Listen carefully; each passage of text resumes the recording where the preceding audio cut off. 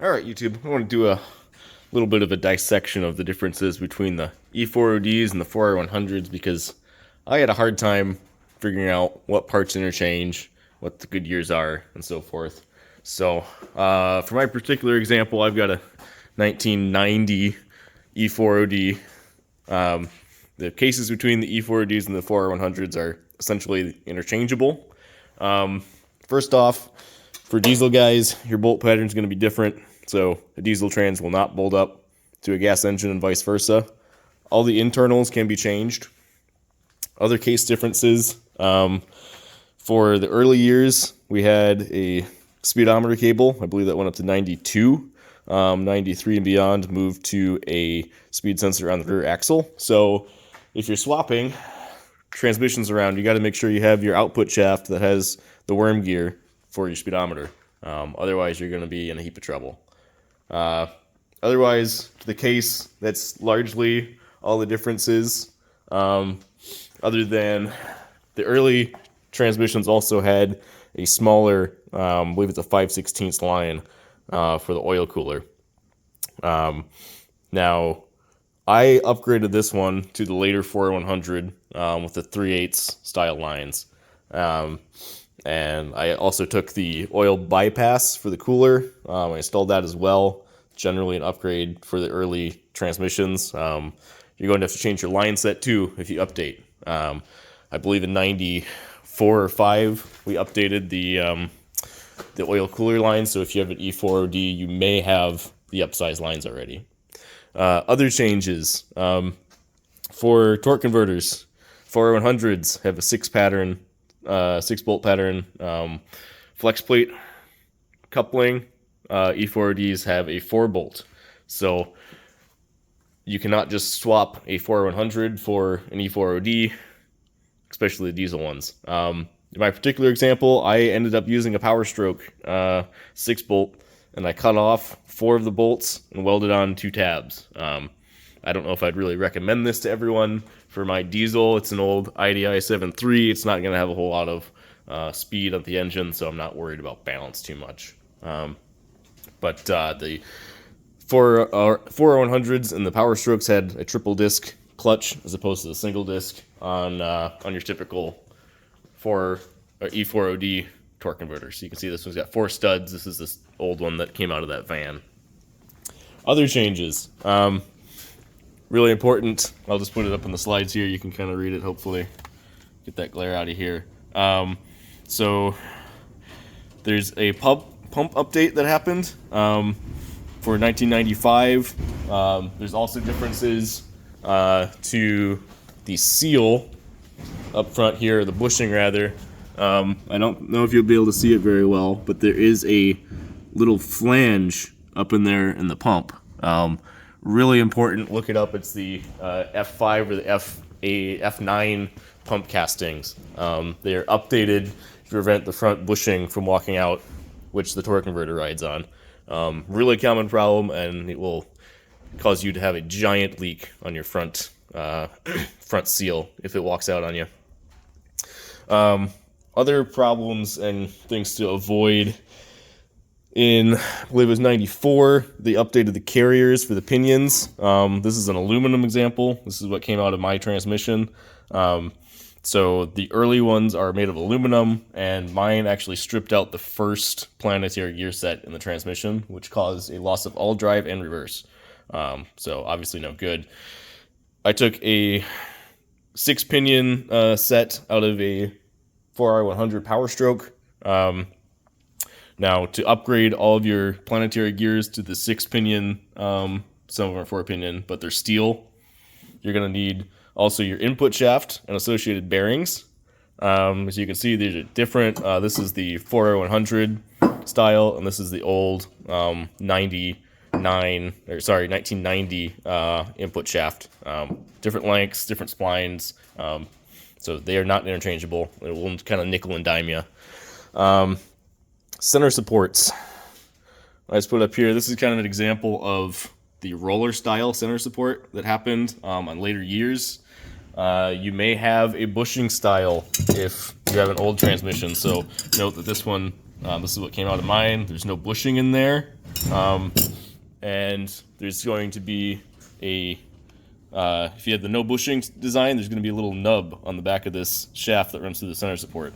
The later style has this roller bearing, which this is the front planetary gear set output. So it actually rides in the bearing of the center support, and it's a good upgrade. Now, if you do that, you're also going to have to plug your output shaft, because on the early design, this shaft actually has a little nub, and it goes into a bearing bushing on the output shaft of the transmission. The output shafts are interchangeable. You can get, it's called a cup plug. You can get it from most of the transmission vendors, but you do have to exchange that if you plan to make that update. Otherwise, that's most of what's going on here. I'll flip back here and see if I forgot anything. But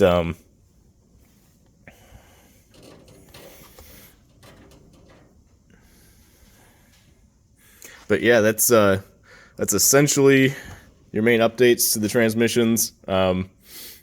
So keep that in mind if you are planning to upgrade your transmission or rebuild it yourself. It's really not that hard to do by yourself. You can definitely do it. I only had one special tool that was homemade for this transmission, and that is this guy right here. It's just a simple tool to compress one of the clutch packs so that you can install your snap ring. So really no big tools that you need, at least for just basic hard part swaps inside the transmission. A few other random notes. This is the overdrive clutch pack from 4R100. The clutches have a different spline count than the early ones, so you cannot just swap those. There's also an extra friction disc for those 4R100 diesel applications. The spring set for this is the rearmost clutch. I believe that's the direct clutch, maybe the reverse clutch. The spring set changed for the later 4R100s. So some of the kits recommend that you change that as well. Anything else to be of note? The pumps also, again, look for the later style pumps from 95 and up. They have an increased flow capacity for the gears in the pump, so it'll help you engage your reverse faster and get better fluid flow through your cooler lines. There's a lot of different kits out there for shift kits, etc., and there's plenty of options for different bearings and seals for your pump. So look through the options out there. I ended up going with a Transgo HD2 kit.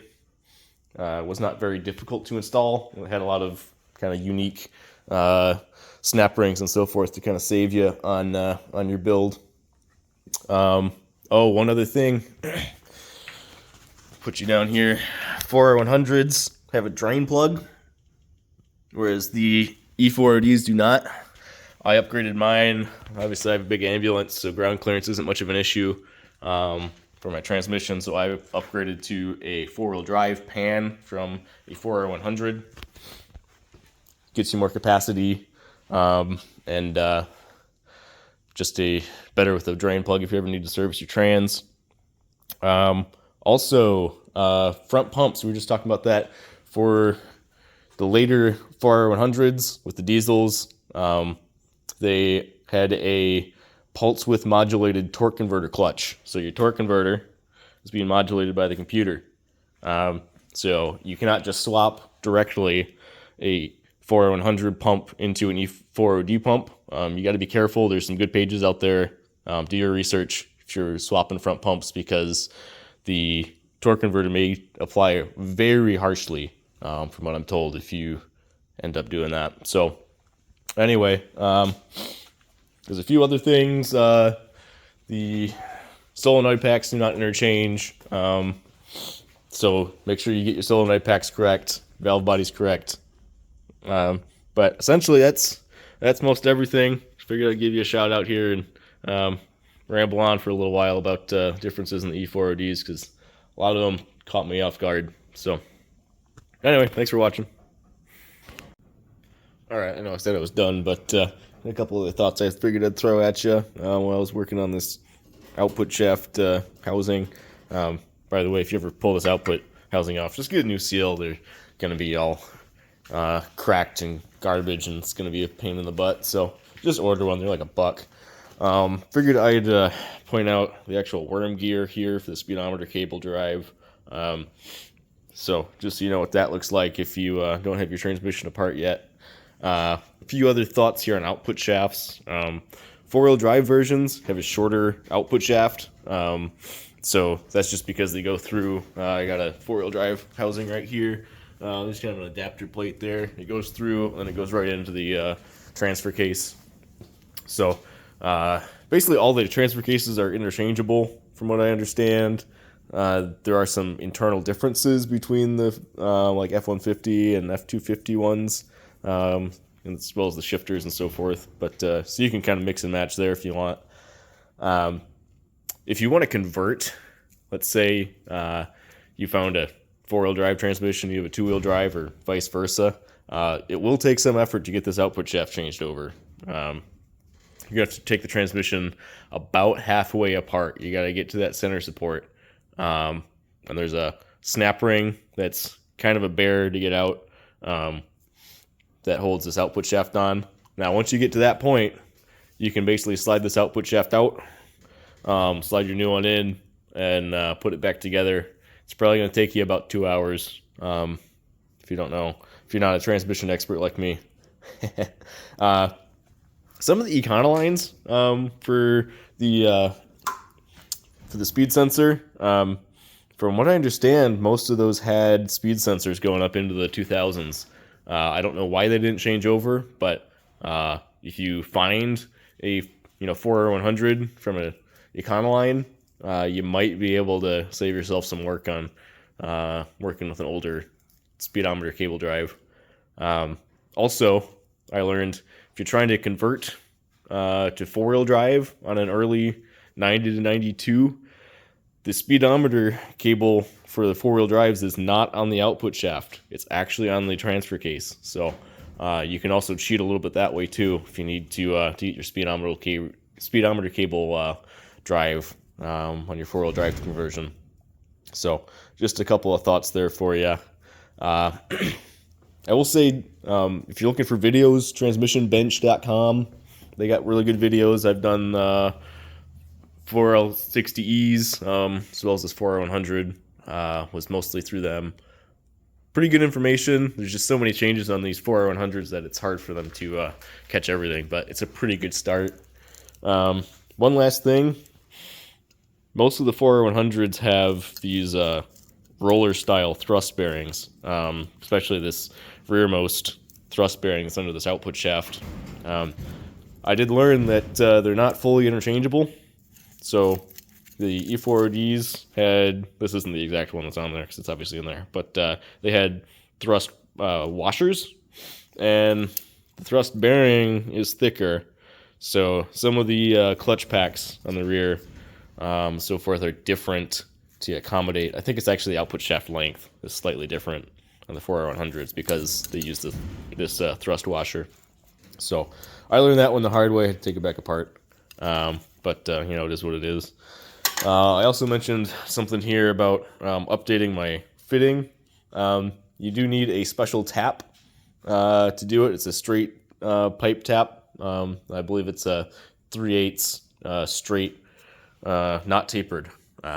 So be careful when you're doing that as well. I ended up having to upsize mine because my thread stripped out, and I had to make a little brass adapter there to make everything work because my threads stripped out in the case. So anyway, I think that's it. If there's anything else, I'll put it in the description. So thanks for watching. Hope it helped. Have a good one. One more quick thing. They do make specific hoses for transmission coolers. It's better for the heat. Your typical fuel line isn't heat rated for 200 so degrees that your transmission is running. So try to use the transmission stuff if you can. I got this stuff off Rock Auto, pretty reasonable. I think it was $1 a foot or something like that. Also, I really like using these fuel injection hose clamps. You could use a normal worm clamp if you want to, but these just seem a lot more robust. I've used it on a couple different applications. So just a couple notes there. Keep in mind, it really sucks when you blow a cooler line or have it leaking after you worked on it. So anyway, thanks.